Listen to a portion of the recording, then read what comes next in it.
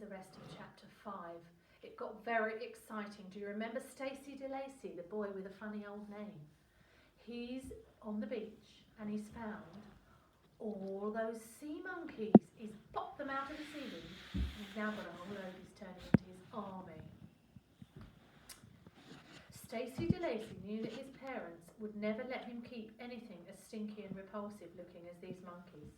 Luckily, there was a particularly large and slimy rock pool that he knew of around the curve of the cliffs where nobody but he ever went. He led the monkeys there and watched them pour into the pool. They were happy under the water as above it. They crouched in the shadows of the pool and looked up at Stacey with wicked, wary eyes. "I am your master," he said proudly. After that, Stacey DeLacy turned his thoughts to the sea. If sea monkeys were real, then what other strange things might the ocean hold?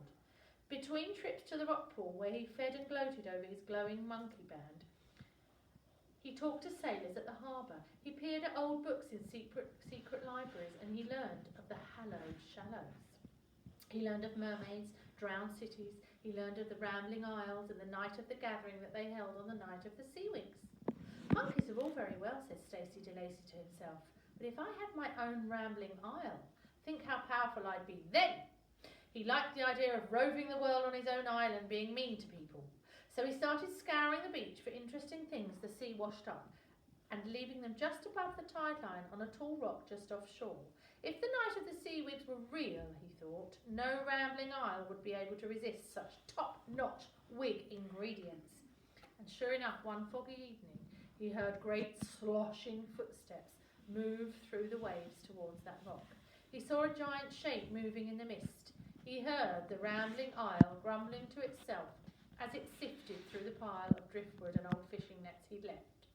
"This stuff's no good," he heard it say. "This won't help me win." "Hey, island!" shouted Stacey DeLacy. The grumbling stopped.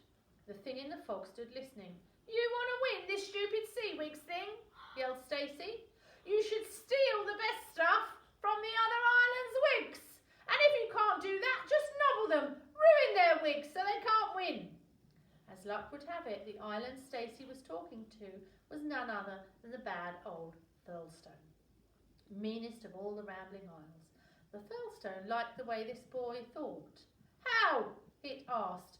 "With my help," said Stacey. And as the Thurlestone loomed out of the fog to peer down at him, he spread his arms out proudly to show it the jabbering swarm of monkeys crowded on the shingle behind him. "I have an army of monkeys," he said. That's what the green tide was, pouring out of the mouth and eyes of the Thurlstone's old stone heads and rushing across the sea. Sea monkeys, small and smelly, in their coats of greasy green fur. They giggled horribly as they swam towards cliff or scampered across the mats of drifting weed. "Don't mind us," grumbled the weed mats, but the sea monkeys were immune to sarcasm. Up cliff's beaches they rushed, knocking poor Iris off her rock. They sank their teeth and claws into the orange inflatable and popped it, just for laughs. Oliver tried to stop them. He picked up monkeys, hurling them back at the sea, but more were landing all the time, and they were scary and dangerous looking. They bared their dirty yellow fangs and screeched up at him. The monkey tide sloshed up onto Cliff's bouldery summit and lapped around the water mole. The sea monkeys were so small that Oliver did not think they could shift the submarine, but there were so many of them that they did. The water mole lifted from its perch, afloat again on a sea of snot-green fur. Oliver and Iris had to jump out of the way as the chattering monkeys rushed back with it to the sea. The Thurlestone dipped down till only Stacey's balcony and the old stones and the trees around the temple showed, and the monkeys swam and swirled and struggled and shoved the water mole onto its head. "So long, losers," called Stacey DeLacy, waving. "We'll see you at the Hallow Shallows if you think it's worth turning up, of course." The Thurlestone turned and moved off.